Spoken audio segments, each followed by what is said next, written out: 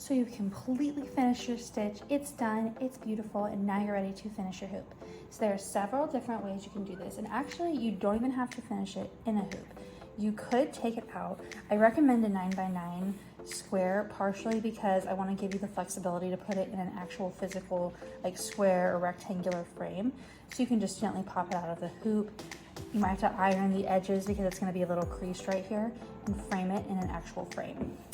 Another option, if you don't want to do any cutting and you want to kind of pull all the ends together like so, you might want to trim a little bit off. This isn't the way that I do it, so I'm just going to show you.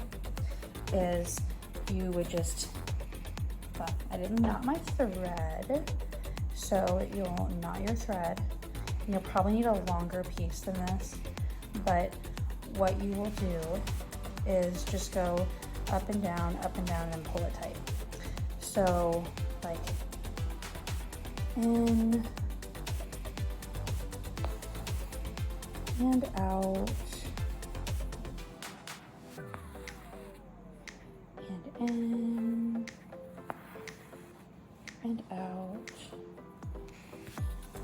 Okay, see, and then as you pull it tight, it'll get tight on the back. So eventually you'll have this like look right here, but it'll be all the way around. So that's another option to do it. The way that I'm going to show you how to do it is how I finished this project. And again, both of these patterns are going to be available at elly.gr. So you'll be able to make one that looks just like this, make one that looks just like this. So we will finish it together. So the first thing you're going to do is flip it over. Now we have these two different ones, and of course I showed someone a stitch over here, so that's why this is over here. So I'm gonna go ahead and cut that off because I know I don't need that. Okay. So the first things first, and I honestly don't use the sewing scissors for this because I don't like, that'll kind of make them a little rough. So I just use regular kitchen scissors. I'm pulling away the top one, and I'm just trying to cut it as close as possible to the edge, just the top layer.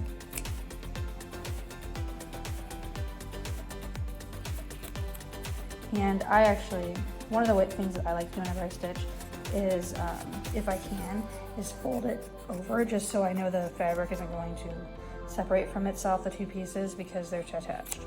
So I'm just being careful.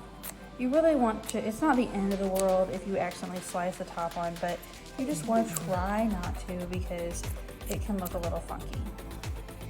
And we want it to look pretty. So, well, at least as pretty as you want it to look. There's, at the end, there's an optional thing you can do to make it look more finished. It's not something I do just because I like, I just think it's fun to see the back of the stitch. I think that's, I know that's kind of silly, but I like being able to see like what the back looks like. Okay, so now we've got one layer down. You can see kind of right here. Now I'm gonna trim it down just a little more. Because I don't feel like I got it quite close enough, but it's okay. Okay, another thing that you also want to do is make sure that you have put your design exactly where you want in your hoop and make sure it's tight and it's all good, because like now it's not going to be moving. So mine already was pretty centered. So, all right, now we're going to trim the outer piece. And this one we're going to trim, but not quite so much. So you're just going to want to trim it enough to where it just pops underneath. I've never really used a ruler. I just kind of eyeball it.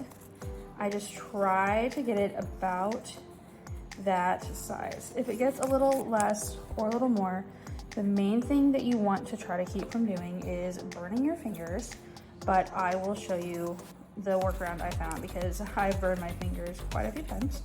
And the last time when I actually finished it as finished hoop, I did it a different way and it was much easier and user-friendly.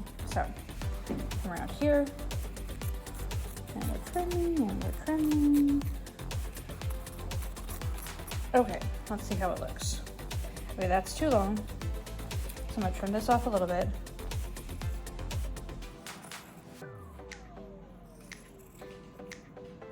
Okay, there we go. Perfect. Now we need two things. This is what I recommend. I have these finger guards. You can use them for stitching, and I actually use them for gluing. So I put one on my thumb, then one on my finger. All right, so now everything looks good. We're ready to glue. I have my hot glue gun right here. It's actually already been warming up this whole time, so it's ready to go. So, actually, now that I'm thinking about it, I use this hand. I can't remember which hand I actually press with. Okay. I think it's this hand, so I'm gonna switch them. The nice thing about these is they fit either hand, so it's no big deal. Okay. No, I think it's actually this. Whichever one, I'm just trying to remember where I do it. Okay, so I just do a little bit at a time. So I'm gonna start right here. And I'm just gonna do just a little bit. Just a little bit. Okay. And then I press it down. And that's where I get myself burned. And that's where you could get yourself burned, is when you press it in. If you don't have your fabric exactly in the right place, you'll probably get some hot glue on your hands. And you might get a lot of hot, and if it happens several times, you'll probably get a little bit of a burn. So pull out some of these little fuzzies. All right. I'm actually at the kitchen counter and it's pretty glary. So I moved a blanket up here to remove some of the glare.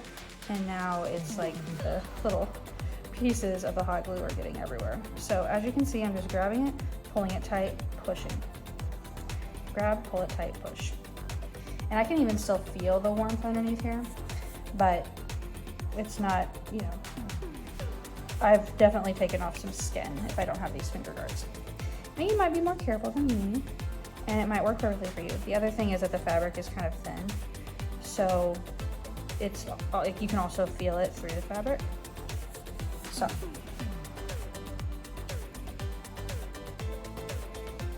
Just a little bit more, just a little bit at a time. It can be really tempting to want to do it all at once, but remember that hot glue dries relatively quickly. So you don't want to be like, oh no, I'm hurrying, and then it's dry, and then you have to take it off, and you know, that's not very fun. So just a little at a time. As you can see, this doesn't really take too long. And see, I got it on my thing. I actually got it in my nail. But better than I usually do. So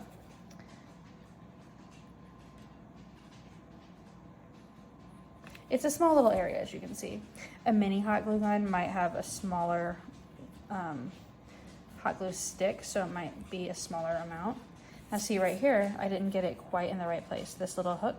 So then I'm just gonna kind of go in the middle, underneath, put a piece, just a little dot, and then squish it over. There we go, problem solved. Okay, now, there, okay. Now, you have two options here. You can either end here, I'm gonna put a little bit more glue there. If you're like me and you kind of just like to see the messy in the back, because I do, I know that's maybe kind of weird, or maybe you're like me, and in here, and you're totally done. The other option is you can cut another piece of fabric, or cut a piece of felt, or cut anything else you would like for the back, maybe a colored piece of fabric, whatever you would like, and you're going to cut it long enough to where, and I'm just gonna use, so you completely finish your stitch. It's done, it's beautiful, and now you're ready to finish your hoop. So there are several different ways you can do this, and actually you don't even have to finish it in a hoop. You could take it out. I recommend a 9x9 square, partially because I want to give you the flexibility to put it in an actual physical, like square or rectangular frame. So you can just gently pop it out of the hoop. You might have to iron the edges because it's going to be a little creased right here, and frame it in an actual frame.